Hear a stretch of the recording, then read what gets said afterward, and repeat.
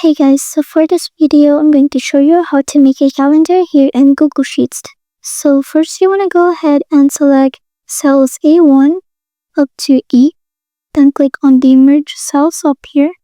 Then you want to also merge the cells of F and G. And then over here at the bottom, you want to first write January. And then at the edge of the cell, just drag it down up until December. Now you want to go back to the first cell, then click on it. Then click on data up here. Then click on data validation. Click on add rule. Then over here at criteria, you want to choose drop down from a range. Then click on select data range. Now you want to choose the date range of the months. Then click on OK. Then over here at the bottom, click on advanced options.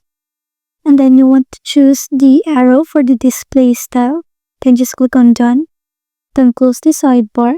Now you can change the colors for these two cells, whichever color that you like. And then you want to put the year over at the cells F and G. Then over here, you can just click on the drop down button and choose whatever the month you want. Then you want to select these cells again. Then just click on the middle alignment. And then over here at the next row, you just want to input the days, like so. Then select that row. And choose the middle alignment. And now on the third row, you want to input this formula. Put an equal symbol. Then you're going to write that formula. Then just click on enter and you will see a number matrix. Then just want to go ahead and select all of those. Then just click on the middle alignment. Now click on the more formats up here. Then choose custom date and time.